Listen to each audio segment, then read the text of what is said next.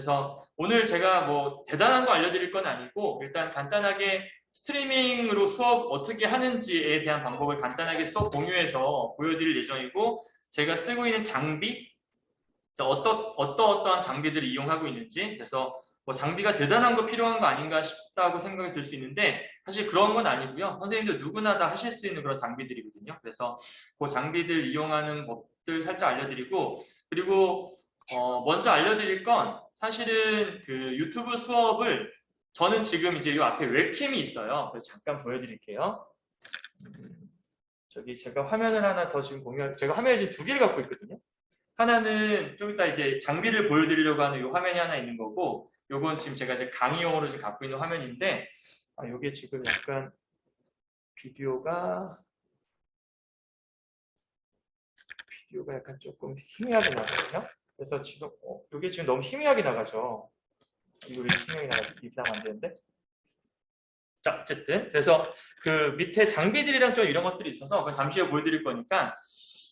그래서 어쨌든 요 실시간 스트리밍 수업을 요즘에 어떻게 진행을 하고 있냐면 코로나 때문에 아이들이 학교를 못 나오는 아이들이 있잖아요. 그래서 그 아이들에게 선생님들이 수업을 녹화를 따로 찍어서 올려줘야 되는 그런 상황이 있더라고요. 특히 저 같은 경우에는 우리 학교 방과후 수업을 굉장히 많이 하고 있는데 그러니까 방과후 수업을 제가 월화수목 8교시도 하고 밤에 9교시 야간까지 해서 보통 방과후 수업을 다 하고 나면 8시 20분에 이제 수업이 끝나곤 하거든요. 근데 그 수업도 어떤 아이들은 개인적인 사정 때문에 혹은 코로나 때문에 아파서 빠지는 경우가 생기면 그 아이들에게 손해가 될 수 있고 그래서 수업을 이제 현장 수업을 진행할 때 앞에다가 요 웹캠 혹은 이제 저는 이제 핸드폰으로 요즘 하고 있는데 이걸 옆에다 놓고 동시에 수업을 진행을 하는 거죠. 그러면 어떤 아이가 오늘 학교를 못 나와서 방과후 수업을 못 들을 뻔 했는데 집에서 실시간 스트리밍을 하니까 그 학생은 집에서 이 강의를 들을 수 있고 나와 있는 학생들이 현장의 수업을 들을 수 있으니까 어쨌든 학교를 못 나와도 수업을 놓치지 않을 수가 있는 거죠.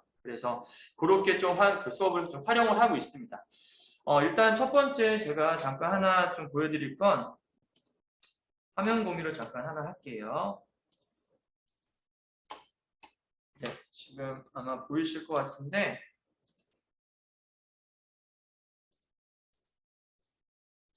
네, 이게 이제 그 유튜브 제일 처음 시작 화면이죠. 그래서 유튜브로 일단은 실시간 스트리밍 하는 법을 간단하게만 좀 설명드리려고 하는 건데요.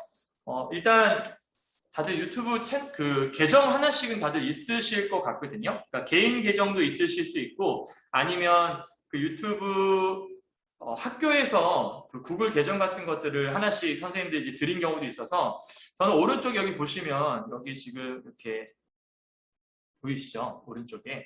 요거 지금 인수라고 되어 있는 오른쪽 위에 보일 텐데 요거 이제 학교 계정으로 되어 있는 건데 이제 계정으로 유튜브 가입을 하고 나면 요 왼쪽에 만들기 부분이 생기고요. 그래서 만들기 부분을 눌러보시면 여기 이제 동영상 업로드가 있고 실시간 스트리밍이 있습니다. 그래서 업로드는 좀 이따 말씀드릴 거고요. 실시간 스트리밍을 이렇게 누르시게 되면 제일 처음에 이렇게 해서 유튜브 이제 흔히 말하는 유튜브 스튜디오라는 곳으로 이제 들어가게 되고요. 여기에서부터 하는 것들은 이제 크게 어렵지 않습니다. 일단은 여기다가 선생님 대부분 이제 다 노트북이 있으실 거기 때문에 노트북에다가 웹캠을 하나 연결해서 한다고 생각하시면 되는 거거든요. 그래서 여기다가 일단 제목을 오늘 같은 경우에는 강의용이니까 연구회 강의용 이렇게 해서 제목을 하나 적어주시고 설명은 안 적어도 크게 무방하고요. 그 다음에 요 밑에 뭐 카테고리도 크게 뭐 선택 안 해도 되는 건데 지금 이제 교육용이니까 교육으로 하나 이렇게 체크를 하고 그다음에 요 미리 보기 이미지라는 게 있는데 이거를 설정을 안 하시면 좀 이따가 이제 사진을 미리 보기 사진을 촬영을 할 거예요. 그래서 웹캠이나 노트북 그 카메라를 통해서 촬영을 하는 게 학생들한테 메인 첫 화면으로 이제 보이게 되는 거거든요. 그래서 일단 이거는 좀 이따가 그 촬영한 것들을 보여드리는 게 나을 것 같아서 저 같은 경우는 여기다가 이제 업로드 이미지를 미리 올려놔요. 그래서 예를 들면 2학년 10반 수업이다. 그럼 이렇게 해서 2학년 10반 스트리밍 미리 이미지 파일을 하나 따놓는 거죠. 그래서 따놨다가 준비를 하고 있다가 업로드를 해놓으면 잠시 후에 이제 이 화면이 보이게 될 거고요. 그리고 이렇게 넘어가서 재생 목록에다가는 특별한 거 없으니까 그냥 완료만 눌러주시면 돼요. 그리고 여기 이제 요게 반드시 체크를 해야 되는 건데 이 영상이 아동용이냐 아동용이 아니냐를 반드시 체크를 하게 돼 있어요. 그래서 당연히 아동용이 아니니까 이게 아동용으로 가게 되면 이런저런 제약들을 좀 많이 거는 것 같더라고요. 그래서 아동용이 아닙니다에다가 체크를 하시고 이제 다음을 눌러주시면 되고요. 그러면 이제 다음 단계 넘어가서 여기 보시면 실시간 실시간 채팅이 있고 실시간 채팅 다시 보기가 있는데 사실은 이제 실시간으로 지금 상황은 학생들이 학교를 못 나온 학생들이 있다. 그래서 만약에 실시간으로 수업을 애들하고 진행을 할 예정이다라는 것들 가정해서 이제 수업을 진행한다면 가령 예를 들면 그런 경우가 있겠죠. 오늘 갑자기 학교가 뭐 기상이변으로 갑자기 오늘 수업을 선생님들은 학교에 나와 있는데 애들이 집에서 수업을 들어야 되는 상황이다. 아니면 지금 이제 코로나가 좀 진정이 되긴 했지만 코로나 같은 이런 것들 때문에 아이들이 학교를 못 오는 상황이다. 이런 것들을 가정하는 거고요. 그렇다면 아이들이 오른쪽에다가 이제 채팅창이 있어서 채팅창에다가 실시간으로 채팅을 치면서 저는 얘기를 하지만 학생들은 말하는 게 저한테 들릴 수가 없잖아요. 그래서 학생들은 저하고 상호소통하는 것들을 학생들은 댓글을 통해서 하고 저는 말을 통해서 하고 이렇게 진행을 하게 되기 때문에 실시간 채팅에 반드시 체킹해 주셔야 되고 실시간 채팅 다시 보기를 하게 되면 이 영상을 애들이 다시 봤을 때 실시간 채팅했던 내용들까지 다 볼 수가 있습니다. 그래서 일단 채팅을 할게요. 그리고 밑에는 설정할 게 없으니까 그냥 다음 눌러주시면 되고요. 그 다음 이제 중요한 게 여기 있는 이제 비공개, 일부 공개, 공개라고 하는 공개 범위 설정을 하는 게 있는데 이게 되게 중요한 게 그냥 공개로 설정해서 하시면 누구나 이 영상을 들어와서 볼 수가 있어요. 그래서 요게 작년에도 말씀드렸었는데 제가 초창기 때 이 인터넷 스트리밍으로 코로나 심했을 때 한 몇 주간 인터넷으로만 수업을 해야 되는 그런 상황이 있었잖아요. 근데 그때 공개로 해놓고 수업을 진행을 했더니 다른 학교 학생들이 와서 수업을 듣는 경우가 있었어요. 그래서 사실은 어느 학교든 우리 학교에서 가르치는 교과서와 똑같은 교과서를 가르치는 교과서를 갖고 공부하는 학생들이 와서 들을 수 있는 장점은 있는데 간혹 이제 저는 여고인데 여고 아이들과 수업을 하다 보니까 이제 짓궂은 남자 아이들이나 아니면 좀 이상한 사이트에 좀 그런 이상한 분들이 있어요. 그래서 들어와갖고 막 음담 패설 같은 것들을 막 하기도 하고 그런 경우가 생기거든요. 그래서 여기는 이 수업은 어쨌든 학생들의 얼굴이 나가는 건 아니지만 학생들과 함께 우리들만의 수업을 진행하는 거기 때문에 반드시 일부 공개로 해놓으시고 이제 이 스트리밍을 진행하시는 게 좀 필요하고요. 그래서 이렇게 일부 공개로 해놓고 그 다음에 여기 예약이 있어요. 지금은 이제 실시간 수업을 하는 것들을 말씀드리는 건데 이 수업을 미리 예약을 걸어놓고 그 다음날 이 수업을 열어서 진행을 할 수가 있거든요. 근데 수업을 예약하려면 이거는 사실 OBS라고 하는 또 다른 프로그램이 하나 필요합니다. 그건 잠시 후에 설명을 살짝 드릴 거긴 한데 지금은 실시간으로만 수업을 할 거기 때문에 일정 예약을 하지 않고 그냥 바로 완료를 누르도록 할게요. 자, 그렇게 하면 이제 수업에 대한 설정이 다 된 거라고 볼 수 있고요. 지금 상황은 예를 들면 지금이 7시 17분인데 잠시 후에 7시 20분 혹은 7시 30분에 아이들과 수업을 같이 진행할 예정이다. 30분의 수업을 열 예정이다. 그렇게 되면 이렇게 미리 준비를 해 놓으시면 되는 겁니다. 그래서 이렇게 준비해 놓은 상태에서 여기 보시면 공유라는 게 있어요. 그래서 이 공유라는 것들을 이렇게 해서 눌러보시면 동영상 링크가 이렇게 뜨게 되거든요. 그러면 이 링크를 클릭해야 이 수업 영상을 볼 수가 있는 거고 실시간 스트리밍 수업에 참여를 할 수가 있게 되는 거거든요. 그래서 일단 요거를 이렇게 해서 복사를 하신 다음에 제가 지금 선생님들 아까 단톡방 있잖아요. 저희 단톡방 거기다가 요거를 올려드릴게요. 단톡방에다가 잠시만요. 오늘 9월 29일이니까 29일. 제가 지금 유튜브 저희 카톡 단톡방에 연구의 강용이라고 해서 아마 링크를 하나 올려드렸을 거예요. 그럼 이제 보시면 그 메인 화면 같은 거 이렇게 하나 뜨는 거 보이시죠? 이게 아까 저희 설정했던 2학년 10반 이제 그 화면인 거거든요. 그래서 선생님들이 요거를 이제 클릭해서 들어오시면 이제 제가 좀 이따 수업을 하게 될 그 수업을 들을 수가 있게 되는 거죠. 근데 지금은 아마 클릭해서 들어오셔도 수업 중입니다 라고만 아마 뜰 겁니다. 여러분 선생님들 왜냐면 아직 수업을 연 상태가 아니고 아직 시작한 상태가 아니기 때문에 지금은 아마 그냥 스트림 대기 중입니다 라고만 지금 뜰 거거든요. 그래서 이 상태에서 제가 이제 눌러볼게요. 아마 오른쪽에 채팅은 치실 수 있을 거거든요. 그러니까 지금 들어왔을 때 채팅은 칠 수 있게 돼 있을 거고요. 지금 아마 채팅 1.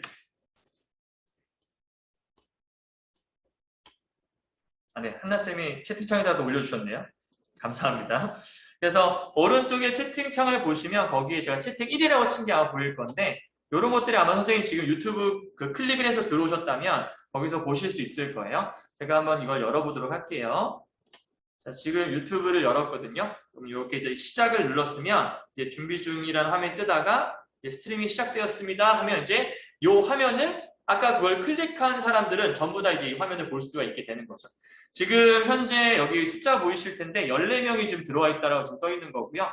17명 점점 올라가죠. 그래서 이게 온라인 수업할 때에는 아이들이 이제 들어와 있는 숫자를 확인할 수가 있는데 약간의 좀 단점이 있다면 이게 정확한 숫자는 아니에요. 그래서 제가 수업을 진행할 때 이제 만약에 이 학급 아이들 전체와 실시간 스트리밍 수업을 진행을 한다. 그러면 아니면 제가 야간에 이제 방과후 수업을 할 때가 있는데 방과후 수업을 간혹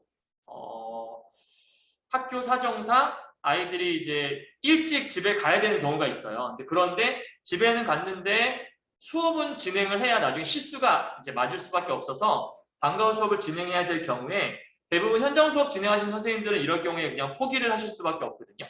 근데 저 같은 경우에는 아이들한테 이따가 우리 온라인에 수업을 하자. 왜냐하면 선생님들 아마 유튜브 지금 들어오신 분들은 보이실 텐데 이게 그냥 학교에서 마치 앞에 칠판 보듯이 보이실 거예요. 그래서 그렇게 실제 수업하는 거랑 크게 차이가 없거든요. 그래서 생각보다 나쁘지 않고 그래서 아이들이 들어왔을 때 이제 아이들 출석을 체크하거나 아이들 와 있는지 확인해야 되니까 오른쪽 채팅창에다가 지금 들어온 사람들은 자기 학번과 이름을 적어주라 라고 얘기하게 되면 여기다 이렇게 해서 자기 이름을 적습니다. 그러면 선생님들 이게 딜레이가 좀 걸리긴 하는데요. 오른쪽에 이제 선생님들 써보시면 돼. 한나쌤 안녕하세요. 네, 들어오죠. 이렇게 되면 제가 이제 안녕하세요. 여러분 누구 인사인데요. 네, 고상환쌤 안녕하세요. 이렇게 인사를 하면 이제 이 강의를 듣고 있는 사람들은 제 말을 들을 수 있으니까 아, 선생님이 나를 확인했구나라고 볼 수 있고 저는 이 댓글을 통해서 이제 확인할 수가 있는 거죠. 그리고 네, 안녕하세요. 반갑습니다. 네, 독서 실국생 5, 6반, 6반 선생님 감사합니다. 자, 이렇게 이제 시작을 해서요. 이제 수업하다가 중간중간에 제가 질문도 해요. 그래서 학생들한테 자, 여기는 뭐라고 생각해? 라고 물어보면 학생들이 이제 말을 제가 들을 수 없으니까 여기다가 아이들이 이제 답변을 치면 요거 보고서 누가 뭐라고 답변했네? 그건 뭐 정답이야? 아니야? 이렇게 얘기해 주기도 하고 하면서 이제 수업을 진행을 하게 되는 겁니다. 그래서 여기가 이제 실시간 스트리밍을 하는 그러니까 요거는 선생님들이라면 누구나 하실 수 있는 그러니까 자격 조건이 없는 거죠. 이건 그냥 누구나 하실 수 있는 그냥 노트북만 있으면 아무나 네, 요 과정만 겪으시면 누구나 할 수 있습니다. 그래서 이렇게 진행을 하시고 수업이 이제 다 끝났다라고 생각이 들면 스트림 종료를 눌러서 이제 나가면 되는 거거든요. 네, 요거 잠깐 제가 유튜브 혹시 들어오신 분들은 제가 한번 글씨를 써볼게요. 이게 생각보다 이게 지금 생각보다 잘 보이거든요. 예를 들면 제가 넘겨보겠습니다. 이렇게 보면 뭐 친구였다. 이것은 뭐 있는 듯 많은 듯하게 뭐 가난을 상징한다.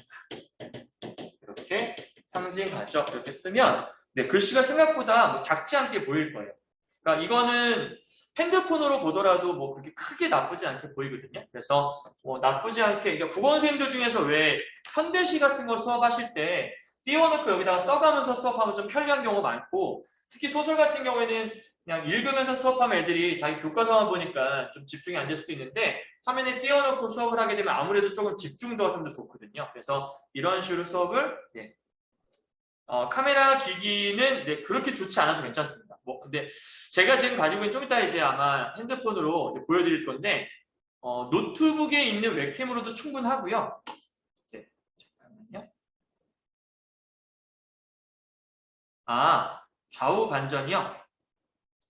요거 그 좌우 반전이라고 하는 게 아마 그 선생님들 유튜브를 실제로 이렇게 해보시면 선생님들 화면에서는 요게 그 좌우 반전이 뒤집어져 있는 걸로 보일 거거든요.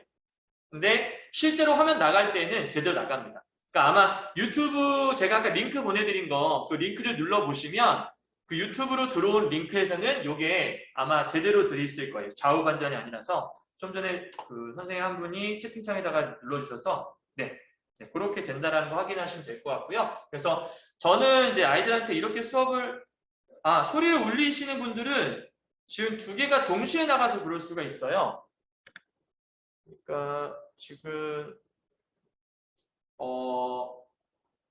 줌도 들어와 있는데 컴퓨터 안에서 줌도 들어와 있는데 뭐 예를 들면 그 유튜브를 지금 함께 열린 상태라서 그것 때문에 소리가 아마 울릴 수 있어 갖고 한쪽을 음소거 하시면 됩니다. 그러면 이제 소리가 좀 깔끔하게 들릴 거예요. 네, 고상화 쌤 말처럼 유튜브 음소거 하시면 해결된다라고 얘기할 수 있고요. 네, 이해하셨죠? 그래서 이렇게 해서 이제 진행을 하게 되면 저는 이제 현대시 수업 같은 거나 고전시가, 특히 고전시가 같은 거 애들 어휘 설명하기 되게 좋은데 이렇게 수업을 하게 되면 애들이 생각보다 좀 집중도 좋고 많이 잘 따라오게 되어 있습니다. 네, 여기까지가 이제 이 화면 지금 보여드린 거고요. 그러면 맞아요. 네, 선생님 그 강의 내용보다 이게 지금 딜레이가 걸려 나가는 건데 실제 아이들하고 얘기할 때에도 아이들이 답변한 게 한 10초 아니면 뭐 좀 짧게는 5, 6초 아니면 늦게는 10초 정도 딜레이 걸리기도 해서 그 딜레이는 사실은 어쩔 수가 없어요. 그러니까 그거는 어떤 장비를 이용하더라도 딜레이는 나올 수밖에 없는 거라서 빔 자료는 제가 따로 편집하고 있는 거고요. 네, 맞아요. 유자소전 지금 강의를 마저 하고 있어요. 네. 네. 그리고 네, 하나씩 보여드릴게요. 네, 지문이 작년에는 아니었는데 올해는 되게 지문이 많으시네요. 네, 하나씩 말씀드릴게요. 일단은 요거 이제 한 것들을 말씀드렸고 그 다음에 지금 아마 이거를 동시에 연 거라서 좀 버벅거릴 수 있어서 살짝 요거를 멈춰놓고 강의를 진행하도록 할게요. 스트림 종료하겠습니다. 네.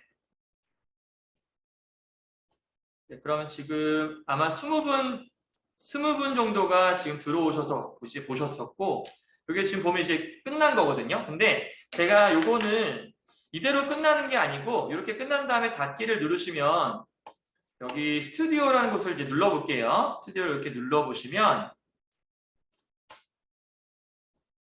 대시보드라고 해서 이것저것 많이 들어있어요. 그래서 왼쪽에 선생님 보이시죠? 왼쪽에 콘텐츠를 눌러보시면 저희가 조금 전에 수업했던 것들을 확인할 수가 있습니다. 여기 오른쪽 가시면 실시간 스트리밍이 있잖아요. 여기 눌러보시면 좀 전에 수업했던 것들이 이렇게 들어있어요. 그래서 요거를 이 유튜브 수업의 장점은 일단 기본적으로 수업을 함과 동시에 유튜브에 녹화가 진행이 돼요. 네, 그래서 녹화가 진행이 되기 때문에 이 수업은 현재 뭐 따로 녹화를 안 하더라도 그 카메라에서 보이는 그대로 녹화를 좀 하고 있는 거거든요. 그래서 이 링크를 통해 들어오면 언제든지 이 영상을 확인할 수가 있고 학생들 입장에서 실시간 수업을 들었는데 뭐 이러다 수업 듣다 좀 놓친 게 있었다. 그러면 중간에 뒤로 돌려서 들을 수도 있고 아니면 수업이 다 끝난 다음에 이 링크를 클릭하면 언제든지 유튜브 상에서 이 수업을 들을 수가 있어서 학생들이 혼자 복습할 때 굉장히 좋다라고 얘기할 수 있습니다. 네, 그 빔 자료 편집하는 거랑 화면 구현했던 것들은 잠시 후에 제가 장비 설명드리면서 말씀드리도록 하겠습니다. 네, 그래서 여기 보시면 연구의 강의용 있잖아요. 요거에서 잠시만요. 여기서 여기 있는 유튜브에서 보기 있잖아요. 이제 요거를 클릭하시면 네, 유튜브 저희가 좀 전에 수업했던 내용도 있죠. 네, 거기로 이렇게 들어가시면서 이 수업을 볼 수 있게 되는 거고요. 그래서 사실 이 수업은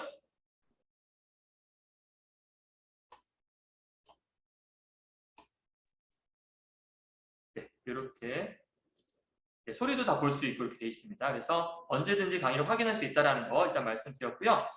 일단 요 하나 이제 정리를 하고요. 그다음 두 번째로 아까 제가 말씀드렸던 것 중에 유튜브 수업을 예약해서 할 수 있다고 말씀드렸잖아요. 그래서 똑같이 아까 만들기로 가서 실시간 스트리밍을 눌러볼게요. 그러면 여기 웹캠에서 실시하는 거는 실제로 지금 당장 바로 시작을 하는 거고 관리에 들어가게 되면 여기서 그 제가 예약을 해놓은 것들을 볼 수가 있어요. 그래서 예약하는 법은 다시 가운데 웹캠 들어가서 똑같이 해보겠습니다. 수업 예약용 이렇게 누르시고요. 그 다음에 이건 그대로 그냥 넘어갈게요. 이것도 일단은 제가 또 하나 띄워놓을게요. 미리 보기 업로드 이미지를 어떤 것 중에서 뭐로 할까요? 이번 다른 거로 좀 해볼게요. 이걸로 그냥 해보겠습니다. 좀 비교가 되니까. 그 다음에 당연히 아동용이 아닙니다 눌러야겠죠. 그리고 다음 누르시면 넘어가죠. 자, 그리고 여기는 아까 말씀드렸던 실시간 채팅, 다시 보기를 하고 싶지 않다로 안 누르셔도 상관없어요. 이 일반 이제 기본 세팅으로 되어 있는 거라서 일단은 이건 상관없이 넘어가도록 하고요. 그 다음에 여기서 다음 눌러보시면 아까 여기 일정 예약이 있었잖아요. 그래서 이거를 뭐 예를 들어 내일 할 예정이다. 그럼 30일 날 몇 시에 할 거다라고 예약을 눌러주시면 되고요.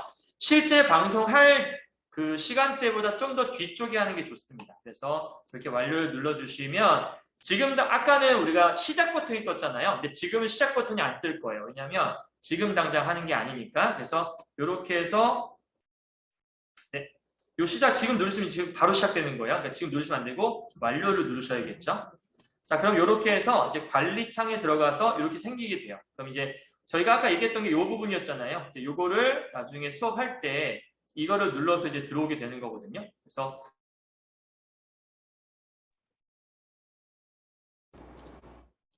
네, 들어와서 여기서 이제 시작을 누르셔서 이제 들어가시면 되는 거죠.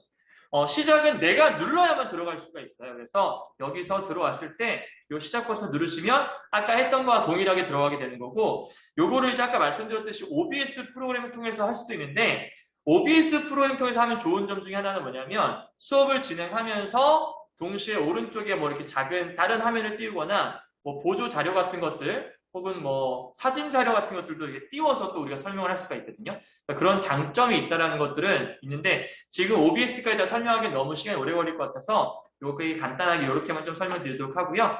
네, 요거는 이제 잠깐 제가 화면 공유를 멈추도록 할게요. 아, 참고로 그래서 제가 지금 요건 학교 계정인데 제 거 계정을 하나 보여드릴게요. 요거는 지금 현재 제가 실제로 쓰고 있는 계정이고요. 그냥 제가 별명을 세계 최강 국어쌤이라고 해서 별명 올려서 지금 쓰고 있습니다. 그래서 지금 요거는 이제 제 거 채널로 들어오시면 요게 지금 1,509명이 현재 지금 제 그 유튜브 애들 이제 구독자가 되고요. 그래서 구독자가 1,000명이 넘으면 그 핸드폰으로도 유튜브를 이제 실시간 스트리밍을 이제 할 수가 있습니다. 그러니까 실시간 스트리밍을 저는 지금 핸드폰으로만 진행을 하는데 핸드폰으로 하게 되면 좋은 점은 기타 다른 장비들이 필요 없고 핸드폰 한 대만 있으면 강의를 진행할 수 있어서 되게 간편하거든요. 근데 요거는 핸드폰으로 진행하려면 구독자 1,000명이 넘지 않으면 요건 진행할 수가 없다라는 좀 단점이 있어요. 그래서 저는 이제 1,000명이 넘어서 지금은 이제 핸드폰으로 지금 강의를 진행하고 있고, 그래서 아까 말씀드렸듯이 이제 콘텐츠를 들어가 보시면 제가 그동안 찍었던 영상들이 쭉 나와 있거든요.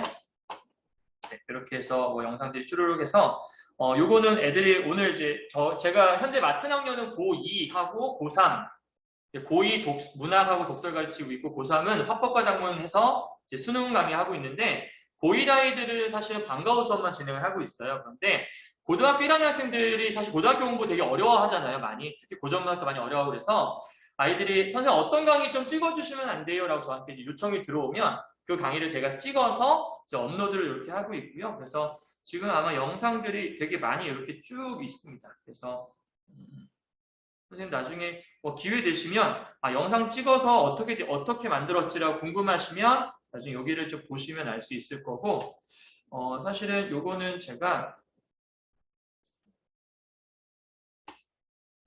실시간 스트리밍 했던 것도 제가 기록 좀 잠깐 보여드릴게요. 제가 했던 기록들은 여기 보면 이렇게 되게 많이 있거든요. 그래서 여기 나와 있는 이런 것들은 제가 전부 다 현장 수업하면서 방과후 수업을 동시에 유튜브로 진행을 해갖고 요 수업들 있잖아요. 독서와 문법 수업을 지금 이제 독서와 문법 출제 포인트 정복이라는 수업을 20차시로 이번 학기 때 2학기 때 진행하고 있는데 현장 수업 듣다가 아이들이 중간중간에 수업을 너무 빨리 넘어가거나 아니면 미처 다 못 적고 넘어가는 것들 그런 것들이 있어서 아이들이 조금 다시 볼 수 있나요? 라고 이제 물어본 아이들이 있었어요. 그래서 그 아이들을 위해서 이렇게 찍었더니 좀 유두리 있는 수업이 될 수 있는 거죠. 그러니까 오늘 너무 뭐 수행평가가 바쁘거나 아니면 학원 스케줄이 갑자기 바뀌어서 수업을 못 듣게 됐어요. 그러면 이 수업이 날아가는 건데 그 학생들한테 이제 얘기를 하죠. 걱정하지 말고 학원 갔다 오고 혹은 수행평가하고 오늘 저녁이나 아니면 뭐 이번 주 안으로 녹화된 영상 보고 선생님한테 문자를 주면 선생님이 이걸 출첵으로 인정해 줄게 라고 얘기하면 아이들 입장에서도 수업을 놓치지가 않을 수 있어서 괜찮고 간혹 방과후 수업할 때 아이들이 취소하는 가장 큰 이유 중에 하나가 학원 수강 시간표가 갑자기 바뀌는 경우가 되게 많잖아요. 근데 저 같은 경우에는 이제 그게 해당이 안 되는 거죠. 아이들이 선생님 시간표가 갑자기 바뀌어서 강의를 못 듣게 됐어요라고 얘기할 때 그럼 너 만약에 네가 싫지만 않다면 녹화 강의가 들어갈 거니까 뭐 주말이 됐든 아니면 그날이 됐든 간에 나중에 강의 듣고 한번 문자를 보내주는 건 어때라고 얘기하면 선생님 저 정말 수업을 듣고 싶은데 그거 괜찮은 것 같아요 하면서 애들이 수업을 취소하지 않고 수업을 듣게 되거든요. 그래서 이렇게 진행된다라는 거를 이제 말씀드렸습니다. 자, 요거는 제가 제 링크를요 하나 채팅창에다 보내드릴게요.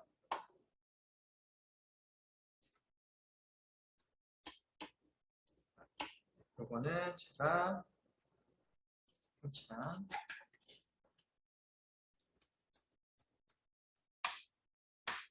이거는 제 유튜브 채널이라서 언제든 들어와서 보시면 어떤 강의가 있는지 여러분 확인하실 수 있을 겁니다.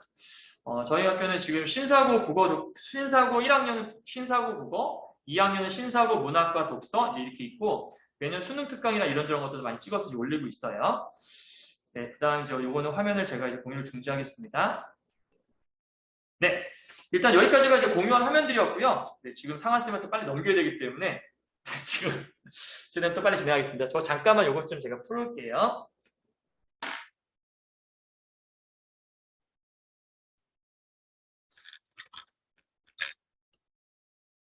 네, 이제 요거로 좀 넘어갈게요. 제가. 그렇지.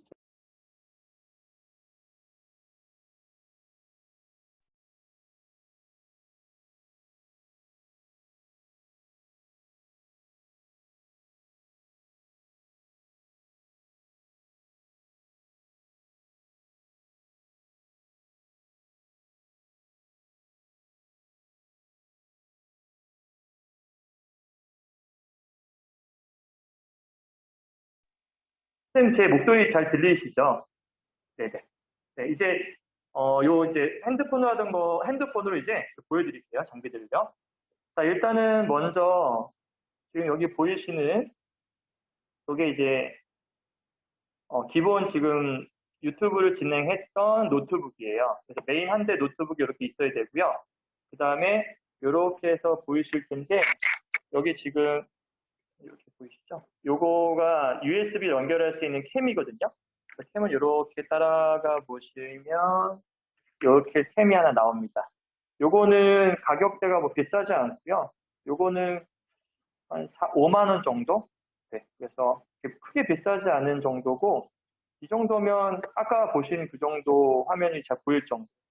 네, 그리고 아까 그 화면 쏘는 거 궁금해 하셨잖아요. 그 화면 쏘는 거는 이렇게 내려올게요.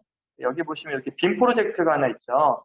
네, 요거는 제가 빔을 칠판에 싸서 수업을 하고 있는 건데 선생님들 수업하실 때는 굳이 빔을 쏘시지 않아도 괜찮습니다.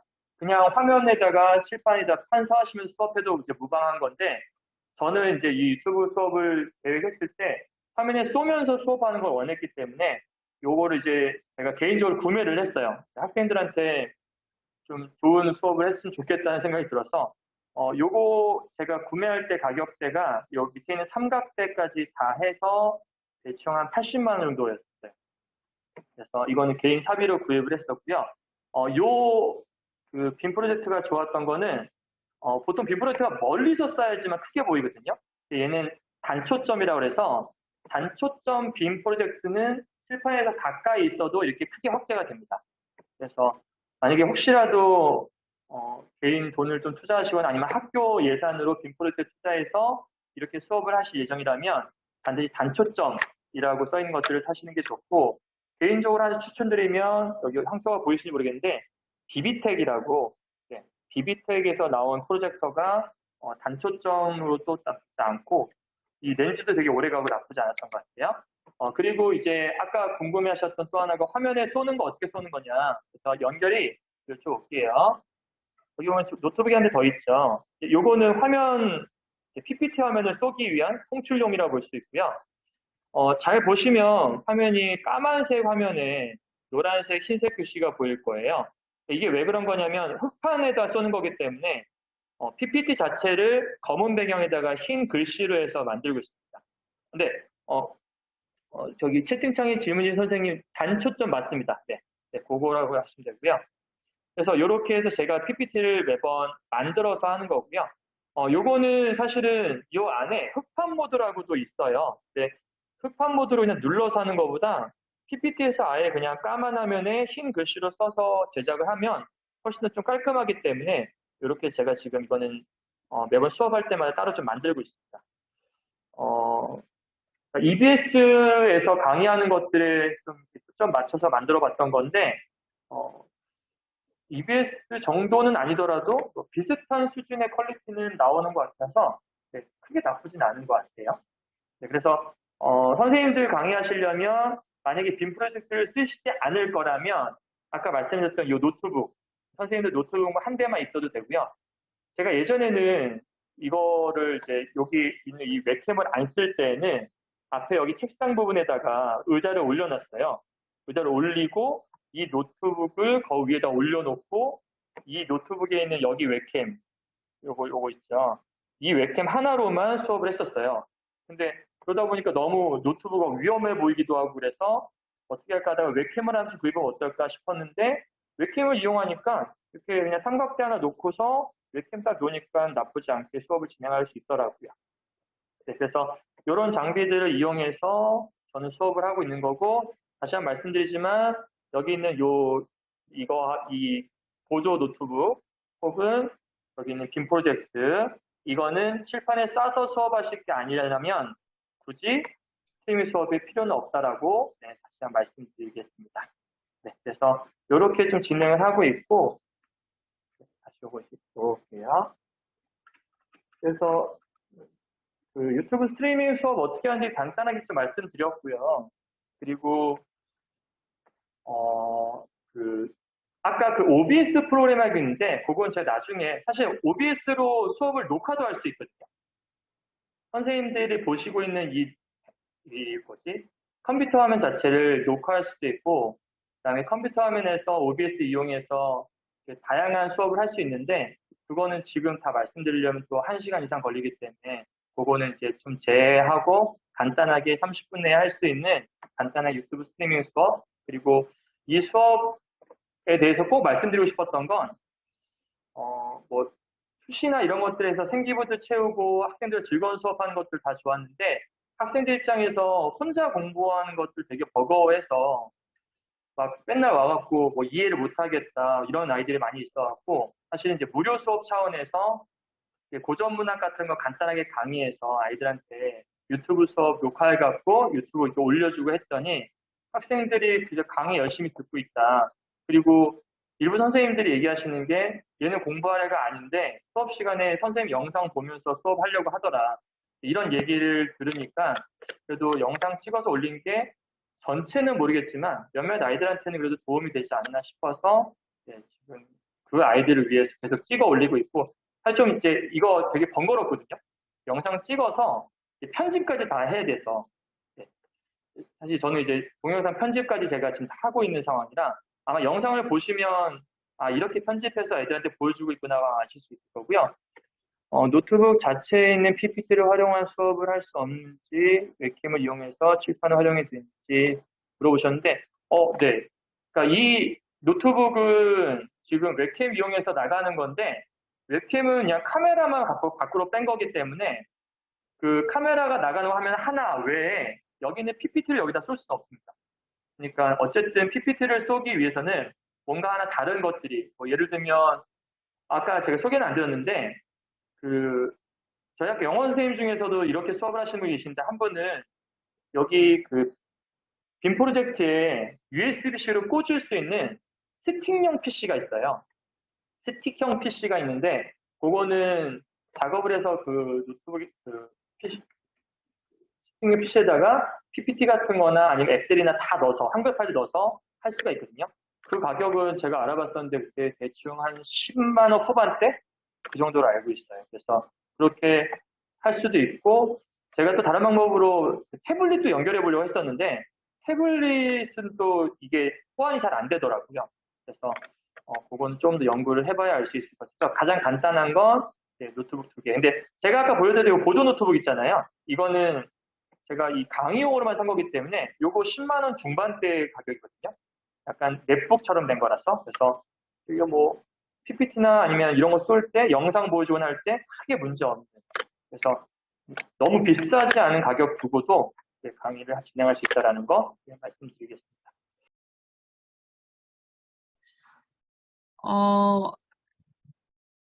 제가 일단 제목은 프로젝트 기반 수업 사례라고 써놓기는 했는데요.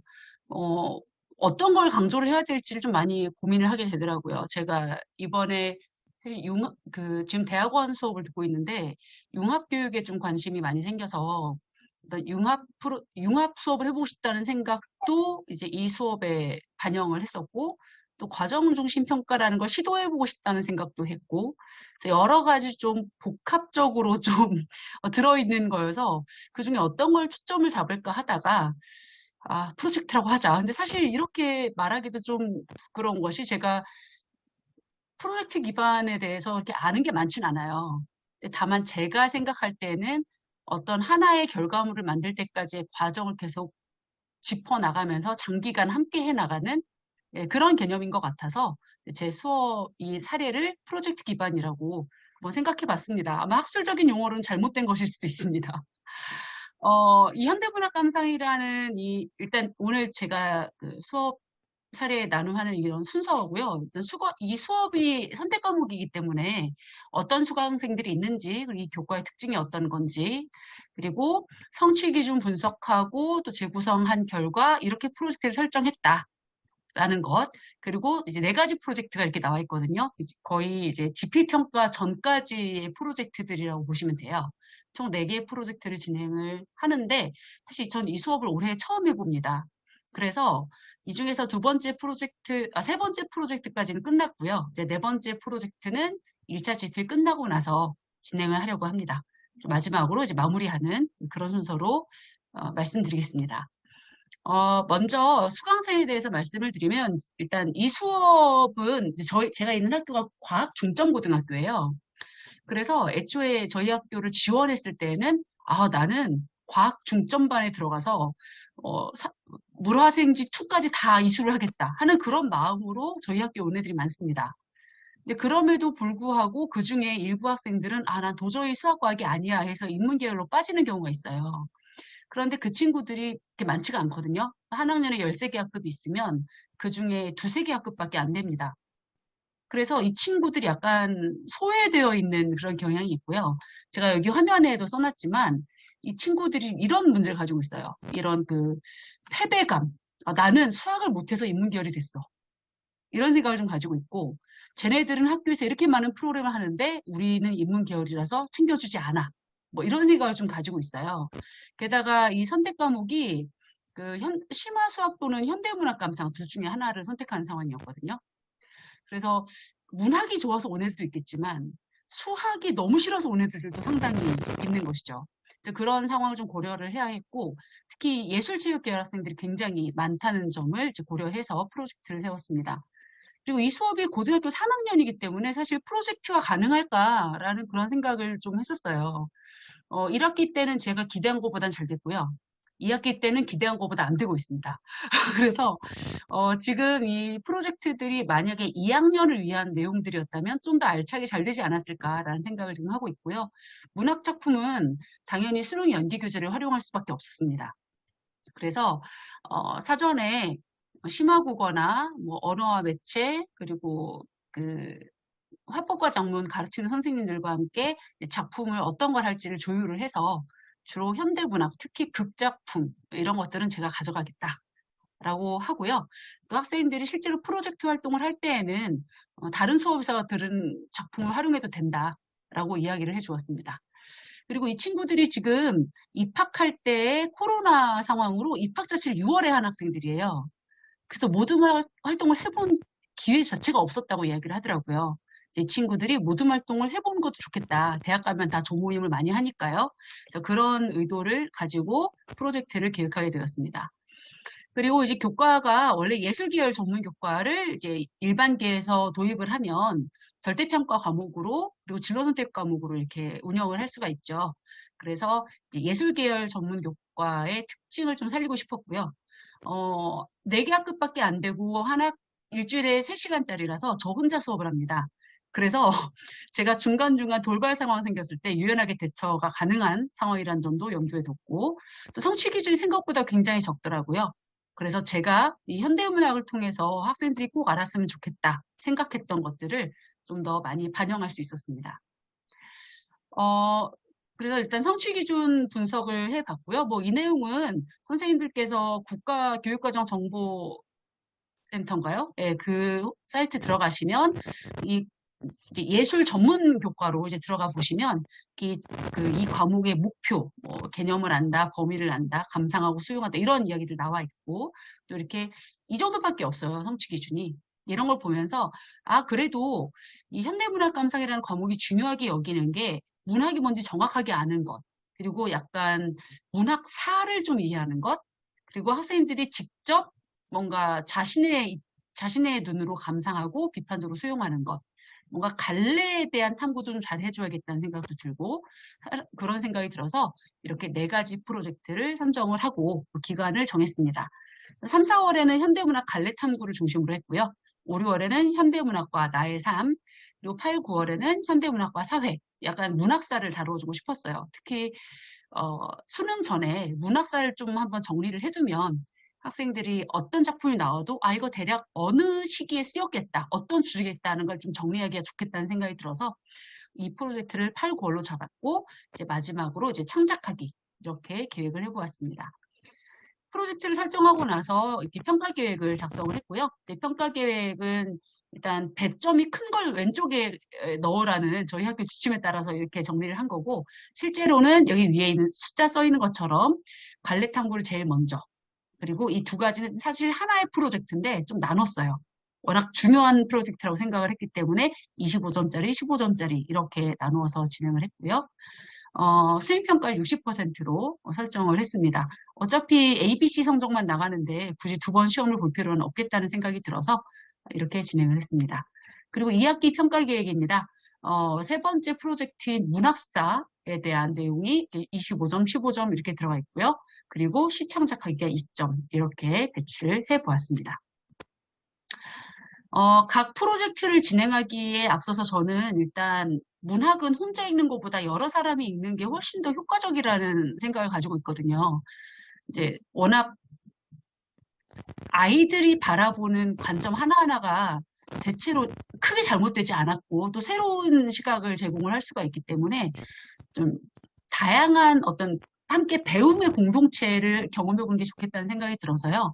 모둠을 구성하기 위해서 첫 시간에 이렇게 내가 바라는 현대문학 감상 수업이라는 주제로 학생들에게 설문지를 돌렸습니다. 그래서 1학기 때 해야 되는 내용이 주로 갈래 탐구잖아요. 그래서 어렵다고 생각하는 순서를 써라. 그리고 이 중에서 특히 제대로 공부하고 싶다고 생각하는 순서를 써라. 왜냐하면 학생들 중에 정말 영혼 없이 그냥 1, 2, 3, 4 쓰는 애들도 있거든요. 그래서 정말 진심을 알고 싶어서 이걸 쓰게 시켰고요. 내가 가장 어렵다고 생각하는 갈래, 왜 그러는지, 이걸 왜 제대로 공부하고 싶은지, 그리고 내가 제대로 이해하고 싶은 문학 용어가 어떤 것인지 자유롭게 쓰게 했습니다. 그리고 나서 나중에 모둠을 정할 때 시를 가장 제대로 공부하고 싶다는 애들끼리 한 모둠을 만들어주고, 또 소설을 가장 제대로 하고 싶다는 애들끼리 모아주고, 근데 그러다 보면은 또 희곡이 별로 이렇게 많이 나오지 않더라고요. 네, 그럴 때는 또 어렵다고 생각하는 순서까지 고려를 하거나 해서 이제 학생들이 약간 다양한 수준의 학생들이 만날 수 있게 그렇게 모둠을 배치하기 위한 그런 용도로 이걸 활용을 했고요. 그 다음 현대문학과 나의 삶이라는 융합 프로젝트를 위해서 학생들이 어떤 계열에 진학하고 싶은지, 그래서 비슷한 계열끼리 또 모둠을 구성을 해주는 거죠. 그래서 이제 예를 들면 교육 쪽에 관심 있는 학생들이 많은 경우에 이제 문학과 교육이라는 프로젝트로 한번 진행을 해봐라. 그리고 어떤 반은 또 체육 계열 아이들이 굉장히 많더라고요. 자, 문학과 체육 생각해보자. 그러니까 애들이 또 문학이랑 체육이 무슨 상관이 있나 이런 생각을 또 해요. 그래서 완득이 같은 소설을 봐. 방황하던 애가 킥복싱을 통해서 자신의 삶의 가치를 깨닫게 됐잖아. 그럼 체육교육의 가치를 생각해 볼 수 있겠지? 그리고 영화 같은 경우도 체육을 소재로 하는 영화, 그 영화를 찍으려면 시나리오가 있어야 되는데 그 시나리오들도 결국은 문학 작품 아니겠니? 이런 이야기들을 좀 해주기도 했습니다. 그래서 그렇게 어쨌든 이 학생들이 이걸 쓸 때에는 이걸 기준으로 모둠이 구성된다는 사실을 모르고 있었어요. 그냥 첫 시간에 갑자기 쓰라니까 썼어요. 그래서 친한 친구들끼리 모이지 않게끔 그렇게 장치를 마련해서 첫날 이런 활동지를 쓰게 했습니다. 이 중에서 갈래 탐구를 제가 진행한 과정을 좀 적어봤는데요. 이제 20점 만점이고 보시다시피 과정을 다 점수 100점을 이렇게 넣었어요. 그리고 이제 8시간에 걸쳐서 진행을 했습니다. 첫 시간에는 같은 반으로 모인 지 얼마 안 돼서 서로 되게 약간 서먹할 것 같아서 이제 아이스 브레이킹 정도의 시간을 이제 마련을 했고요. 그다음 갈래 탐구 발표를 위한 스터디 활동을 시켰습니다. 수업 시간에 아예 제가 그 스마트 기기 들고 가서 자 이거 써라. 그리고 수능 특강 문학 사용 설명서 이런 거 주면서 자 이걸 보고 한번 스터디를 해봐라. 이렇게 스터디 활동 2시간을 시키고 모둠별로 20분씩 발표하게 해서 6개의 모둠을 3시간 동안 발표를 시켰습니다. 그러면 발표를 듣는 학생들이 동료 평가를 하고 발표를 통해서 알게 된 것들을 정리를 하고요. 그런 다음 본인이 갈래를 하나 선택을 해서 개별 글쓰기를 통해 탐구 내용을 내면화하는 그런 과정으로 이 프로젝트를 진행을 했어요. 그래서 제가 한 모든 프로젝트는 일단 개별 이제 모둠 활동을 먼저 하고 다른 모둠의 이야기를 듣고 그 다음 내 개별 글쓰기로 진행을 해서 최대한 많은 사고를 만난 다음 내면화하는 그런 과정을 거치도록 했습니다. 단 학생들이 동료 평가를 하면서 다른 모둠의 발표를 제대로 들을 시간이 필요하거든요. 그래서 결석생이 있는 경우가 있기 때문에 모든 학생의 동료 평가를 완료한 다음에 개별 글쓰기를 할 수 있도록 이 사이 단계에서는 좀 시간 간격을 두기도 했습니다. 그래서 여기서 제가 이제 이 아래에는 제가 썼던 학습지 양식인데 사실 여기 보면 모둠별로 꼭 해야 되는 그런 그 탐구 주제들이 있어요. 예를 들면 시의 경우 정서가 뭐니? 서정시는 뭐라고 생각하니? 그리고 여기 뭐 이미지는 어떤 걸까? 뭐 운율은 어떤 걸까? 이런 아주 기본적인 개념 같지만 우리 선생님들도 이 개념을 설명할 때는 약간 생각을 해야 될 때가 있잖아요. 그래서 너희들이 그냥 중학교 때 배우고 넘어가서 좀 너무 오래된 그런 기억들을 떠올려서 기본으로 돌아가자라는 차원의 갈래탐구 과제를 제시를 했고 그다음 개별 활동지 모둠 활동 쓰게 만들었고 또 이거는 모둠 활동지 겸 동료 평가지로 쓸 수 있게 만든 겁니다. 근데 아무래도 한 번 수업한 내용이어서 제대로 완성돼 있다는 생각은 들진 않지만 어쨌든 또 참고하시기에는 또 나쁘진 않을 것 같아서 이렇게 캡처해서 넣어봤습니다. 문제는 결석 학생의 동료 평가 운영 방식이었습니다. 일단 한 학생이 특히 코로나 상황에서는 일주일씩 결석을 하기 때문에 3시간의 동료 평가를 하나도 참여를 못한 학생들이 있었어요. 그러면 이 친구들 대체 과제를 내주기도 어렵고 다른 동료 평가 점수를 뭐 2배로 해준다든가 이런 어떤 방법을 쓸 수가 없잖아요. 그래서 이제 제가 생각했던 것은 이런 방식이었습니다.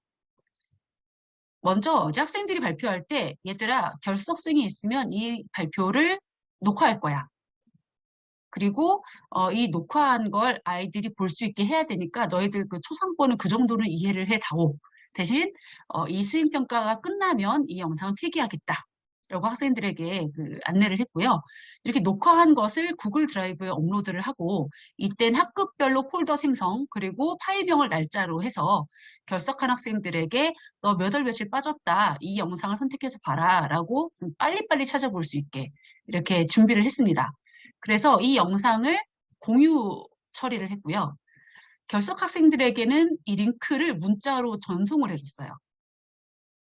그래서 어떤 아이는 첫날 발표소를 못 듣고 어떤 아이는 둘째 날 발표소를 못 들어서 각자 틀어줄 필요 없이 자기가 빠진 걸 그냥 모여서 그 자리에서 들으면서 쓸 수 있도록 그렇게 했습니다. 그래서 이 결석생들에게는 제가 준비하라고 했던 것이 이어폰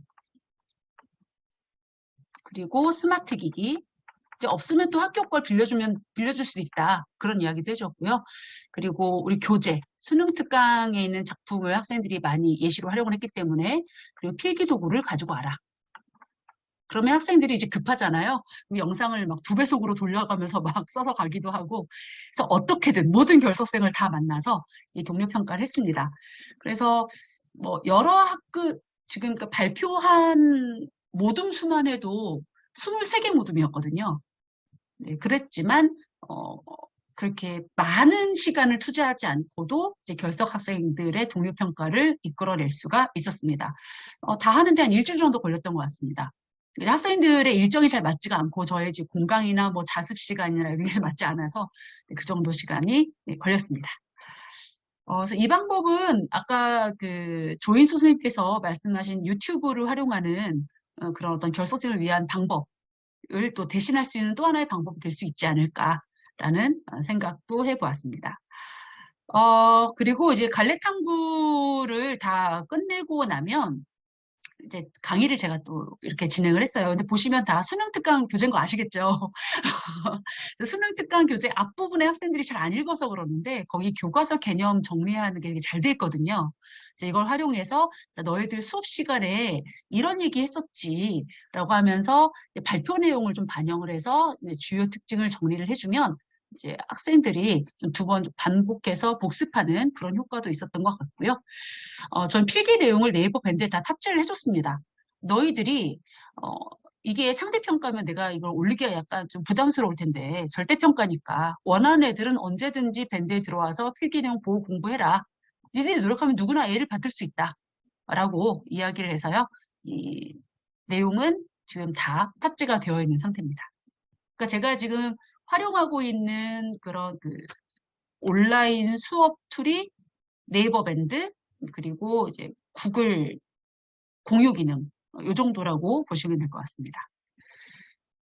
그런 다음에 개별 글쓰기 활동을 하게 할 때는요. 학생들에게 일단 구글 시트 주소를 보내줬어요. 이게 그 시트거든요.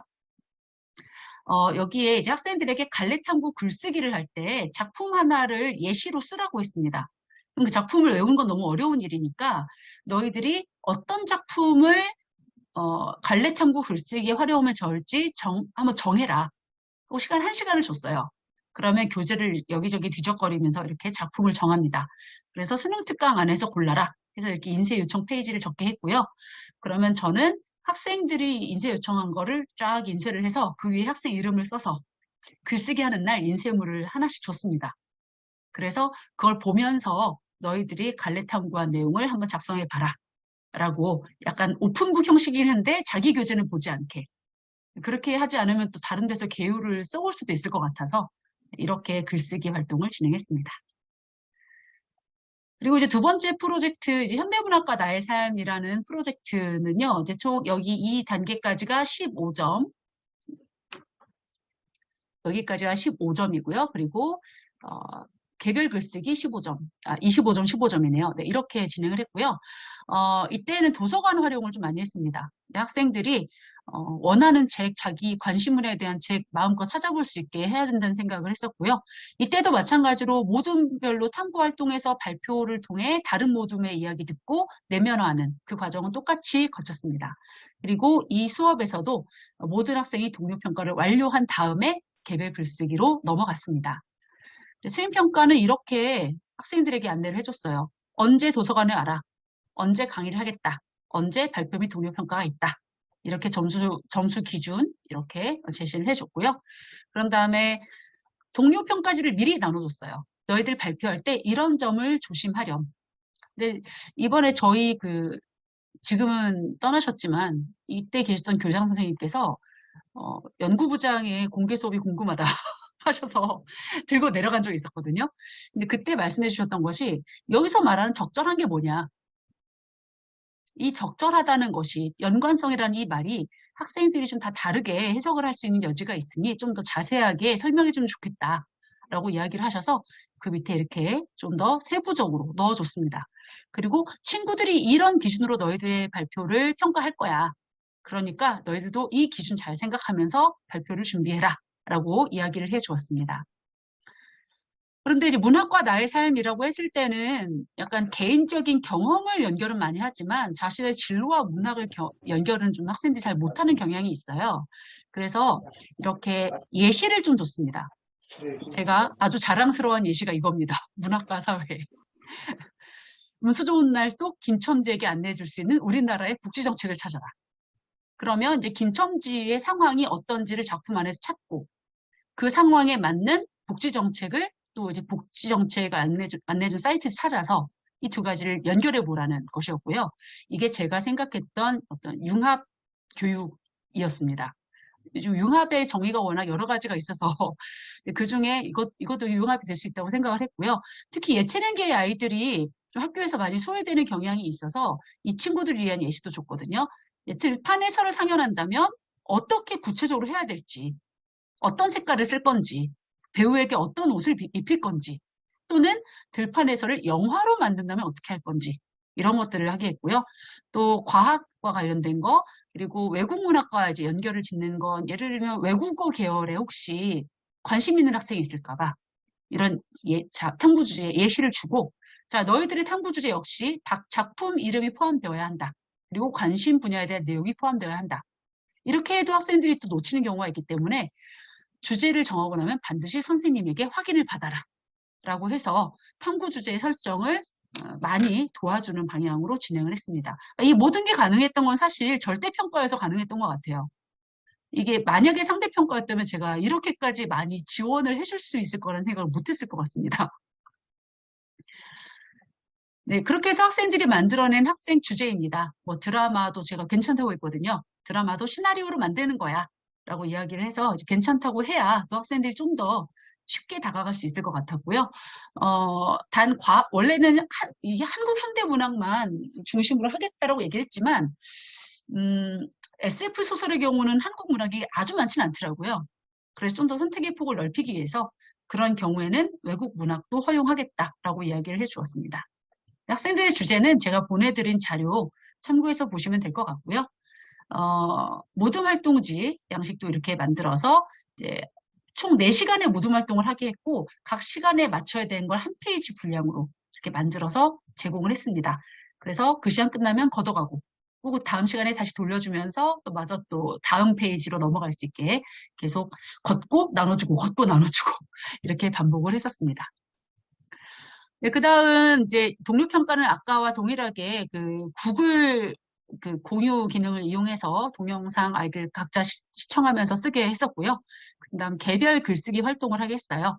그래서 이때에는 학생들에게 개요를 쓰게 해서 본인이 작성한 개요의 복사본을 제공하고 이 개요의 복사본을 보고 글쓰기를 할 수 있게. 그래서 개요도 수업 시간에 쓰고 자기가 쓴 걸 다음 시간에 복사본으로 또 쓰고 이제 참고하면서 쓰게 이렇게 진행을 했었습니다. 그래서 모둠에서 한 주제는 안 된다. 너희들이 혹시 모둠 활동 또는 다른 모둠 활동을 통해서 나 이 주제 한번 해보고 싶다는 아이디어를 떠올리면서 다른 친구들의 발표를 봐야 한다라고 이야기를 했었습니다. 네, 2학기부터는 좀 내용이 단촐합니다. 아직 진행되고 있고 아직 평가가 다 이루어지지 않았기 때문에 하지만 제가 했던 그 프로젝트로 탐구활동 주제 이렇게 5개를 잡았던 걸 지금 보여드리고 있어요. 그래서 이제 일제강점기 문학에 대해서 이해하려면 시대상에 대해서 이 정도는 알아야 한다. 이제 학생들이 보니까 한국사 시간에 일제강점기를 한 1, 2주간에 끝내더라고요. 그래서 너무 특히 현대사 같은 경우는 한 2시간 만에 끝내고 해서 정말 아이들이 현대사를 모릅니다. 그래서 약간 문학과 관련해서 꼭 알아야 되는 그런 테마들 이렇게 알려주고 이걸 좀 스마트 기기를 이용해서 조사를 하게끔 시켰어요. 그리고 문학사를 이해하기 위한 키워드들도 같이 제시를 해 주었습니다. 연관 작품을 추가 조사하게 하였는데 이제 가능하면 너네 곧 수능 다가오니까 수능 연계 교재에서 연관 작품을 찾아봐라 라고 제가 제안을 하기도 했습니다. 그리고 개별 글쓰기 할 때에는 이 탐구 활동을 했던 5장의 활동지를 본인 걸 또 복사를 해서 나눠줬어요. 단 신청한 학생에 한해서.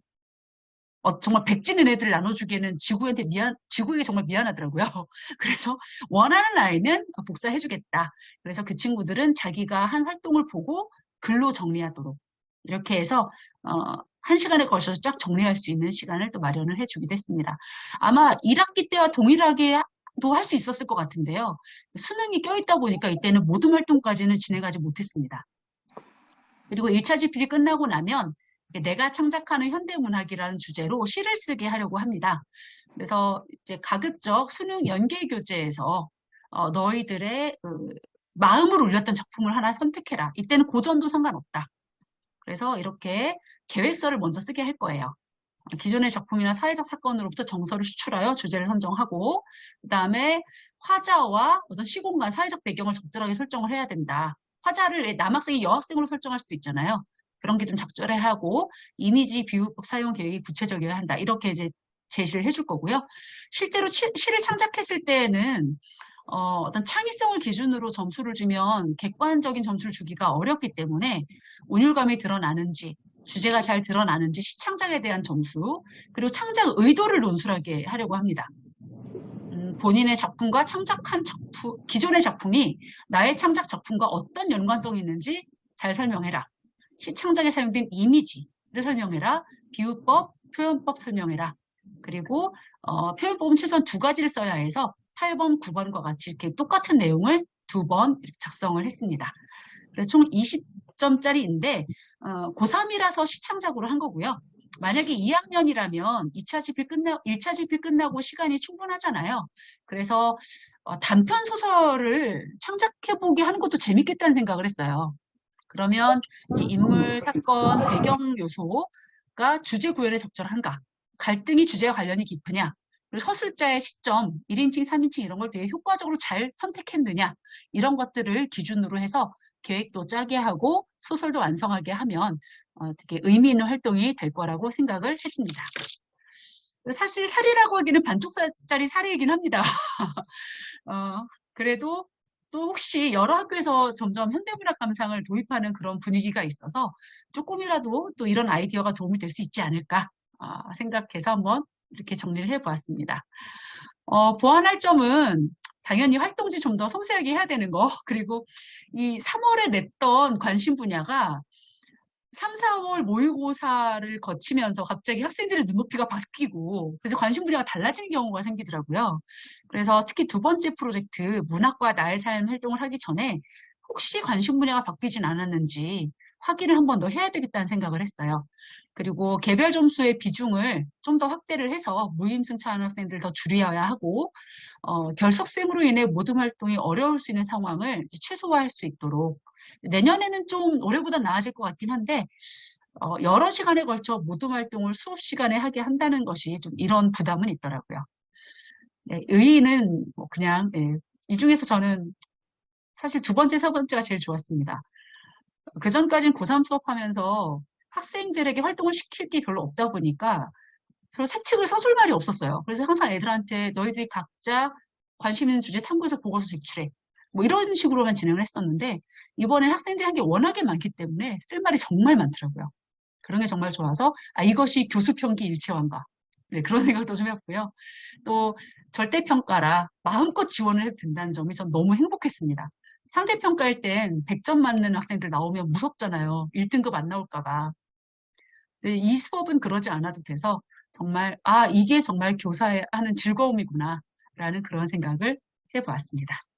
네, 저의 사례 발표는 여기까지입니다. 네, 발표 들어주셔서 감사합니다.